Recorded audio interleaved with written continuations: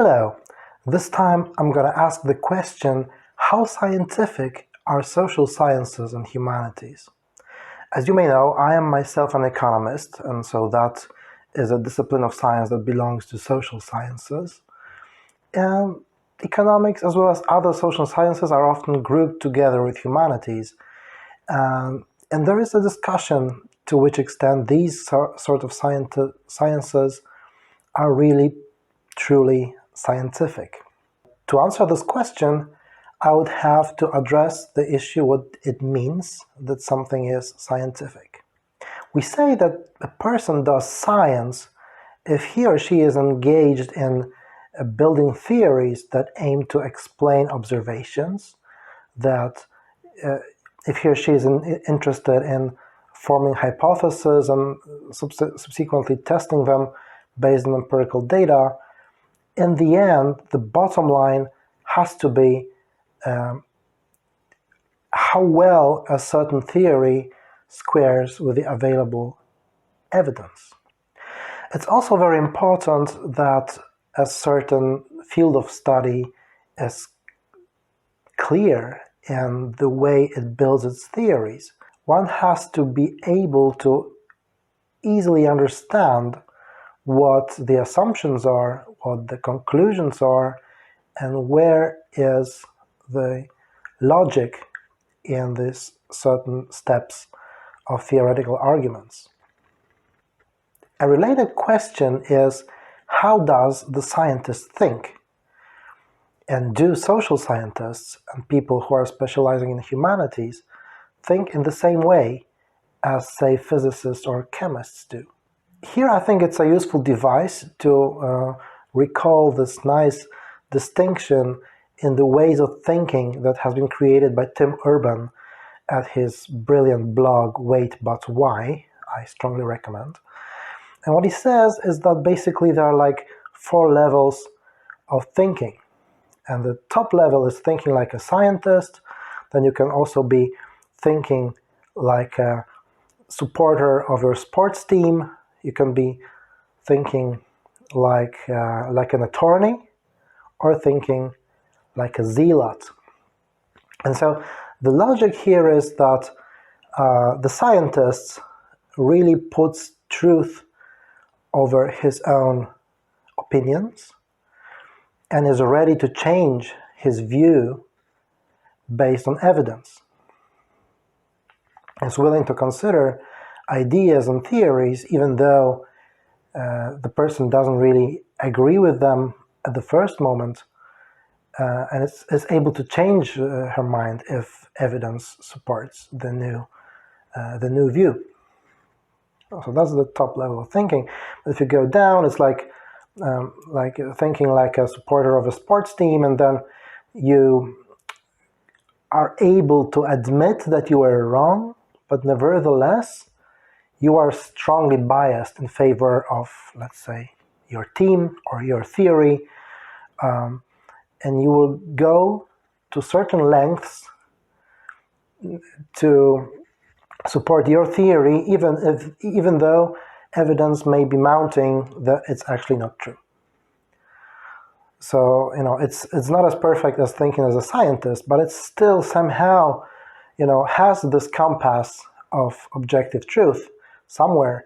And if the evidence is sufficiently overwhelming, then you will have to change your mind on a certain theory. Okay, the next step is thinking like an attorney. And this is not just meant to mock the lawyers, it's just the attorney is paid to defend a certain case.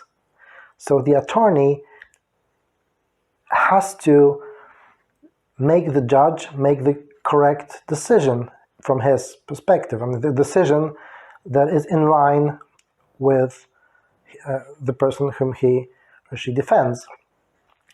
So truth is no longer the main compass. Now, what is the main compass is that we should win. Okay, that my theory, okay, if you translated it to the world of science, that my theory should win. So you would be ready to disregard the evidence that is against your theory.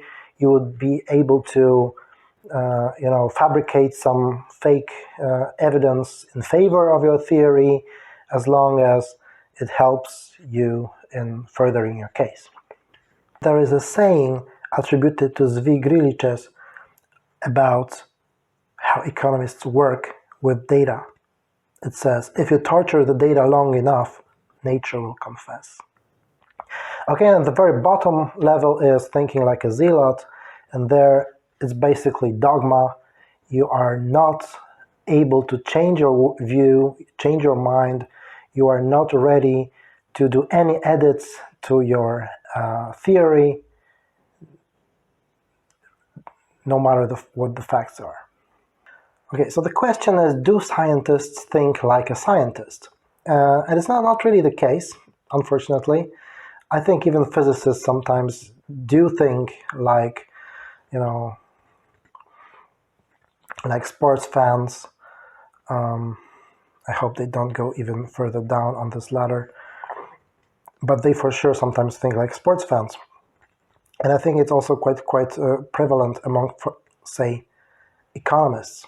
But there are indeed some signs that some, at least, of the social scientists and people in humanities do think like scientists and are willing to change their mind if faced with sufficient evidence. But a clear sign that it's not always perfect, and sometimes we can be thinking like attorneys or zealots. And I think this can happen whenever you hear about schools of thought, or if you hear about people who adhere to certain schools of thought. Like, in terms of religion, people adhere to a certain religion. They believe in a certain God. Okay, so also in terms of science, sometimes you have people who are like fanatically devoted to a certain sort of theory, and no matter what the evidence says, they would stick to this theory. So this does happen in social sciences and humanities, I think much more often than in pure sciences like physics. I believe that one possible filter that can tell you how far up we are along this ladder, and also how scientific a certain discipline is the filter of mathematization. So is a certain discipline able to build theories which are very specific and put in the language of mathematics? So are we sure we can clearly distinguish between assumptions and conclusions? Can we say that this is the full list of assumptions and there isn't anything more added in the argument that leads to the final conclusion? If you're able to phrase your theory in mathematical language, you can be quite certain about this. But if you cannot, if you're just using plain words, then it's much easier, even consciously or even unconsciously, that some kind of hidden assumptions may slip into your reasoning. And so, in fact, the list of assumptions that you provide for your argument is actually not really comprehensive. There may be something more, which is somehow obvious in your thinking, but it doesn't need to hold for sure in reality. And so, of course, mathematical models are extremely good when they're describing simple processes. If you're discussing a complex issue, it's no wonder that it's very hard to build a good mathematical theory, a very good mathematical model for this complex issue. So it is no wonder that you can expect much better fit of a theory to data, much less margin of interpretation if you're explaining a relatively simple phenomenon. This brings me to the issue of ordering sciences by the level of complexity of the subject that they are discussing. When you think about the difficulty of certain sciences, you may be tempted to think that the most difficult of all is physics, or maybe chemistry, maybe biology. Whereas in fact, it seems that social sciences and humanities actually discuss an issue, a phenomenon, which is much more complex than the fundamental laws of physics. So we can say that, okay, you have the fundamental laws of physics upon which you base the more complex emergent structure of chemistry, upon which you build the more complex emergent structure of biology, upon which you build the more emergent structure, more complex phenomenon of psychology, because our bodies and also our brains are part of biology. And then from the human psychology, you can go into sociology, which captures the interactions between different people. Okay, you can think about economics, which discusses again interactions between different people. And in the same vein, you can say that from psychology you can go to yet another emergent structure, which is, for example, literature. Okay, literature is written by people, and then you study the products of the thinking of the writers, which is yet another level of complexity above individual psychology. So all in all, it seems that contrary to the intuition that would say that the hard sciences are the hardest and the most complicated, in fact, I would say that social sciences and humanities study issues which are much more complex and which emerge from the more basic rules of physics, chemistry, biology. Another question is where would you put philosophy in this? To me, philosophy is like all the disciplines of science combined, but prior to the development of the scientific methods. So when you're doing philosophy, it means you're addressing an important issue, but you're addressing it without the proper tools, without the requisite formalization, mathematical modeling, empirical testing, experimentation. So that is at least modern philosophy to me. Once you get the correct tools, once you formalize your theories, you go outside of the realm of philosophy and into a certain branch of science. So my perspective here is that, social sciences and humanities may aspire to be really scientific, and the best we can do is really to think like scientists and try and formalize our theories and try and make them falsifiable, testable based on empirical data, and we should be able to drop certain theories if proven incorrect. An issue that certainly has to be addressed in economics, for example, but also in other social sciences and humanities, is to get rid of the idea of schools of thought, is to get rid of the idea that there should be some groups of people who are, focusing not really on a certain topic, which is fine, but really focusing on a certain theory which is taken as a given, which is not subject to change. In my perception, if you see something like this, it means it's not really a theory, it's a dogma. And that's not thinking like a scientist. It's more thinking like an attorney, at best. Sometimes you also have zealots of a dogma. One way to see it is that all this talking about complexity and how difficult it is to deal with economics problems or sociology or psychology or history or literature is an excuse for lousy work. Even though to a certain extent I do sympathize with this view, I think it is also a little bit unfair to those who do their best to be as scientific as possible, but they just are addressing difficult, complex issues. In fairness, I should add that there have been many contributions of physicists to economics, but not really many contributions of economists to physics. I can cite people like Cesar Hidalgo or Didier Sornet, or the whole econophysics community in economics. Even Copernicus had some contribution to economics at that early stage of this whole discipline. One may add the question, how to tackle these complex issues? How to study such complex phenomena as the ones discussed by economists or sociologists or so on?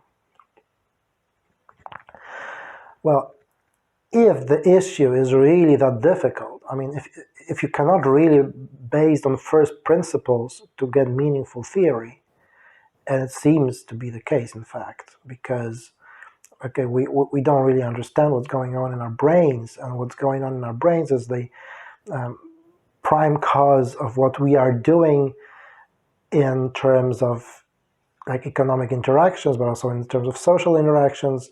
The fundamental uncertainty that exists in these sciences is because we don't truly understand how the human brain works. And it's fine.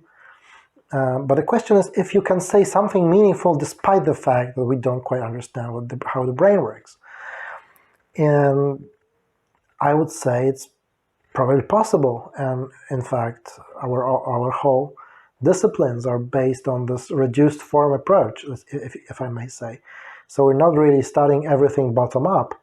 We are going from the general to the specific. We are going top down. We are like looking at the whole system and try to characterize this as simple as possible. Try to find the building blocks which are most important for the actions of the whole, and break it down into smaller pieces, and then see what are the minimal assumptions that we can make in order to understand a certain phenomenon. So we can proceed this way, even though it is a reduced form, and it's always going to be a reduced form unless we really start with the structure of the brain. So basically what we do is to look at data to see if there are some meaningful correlations, and then try to focus on certain correlations and try and see and theorize if some of those correlations are driven by causal forces. So there are causal mechanisms that underlie certain correlations. And this part is hard. And this part is extremely hard in situations where you cannot really go bottom up.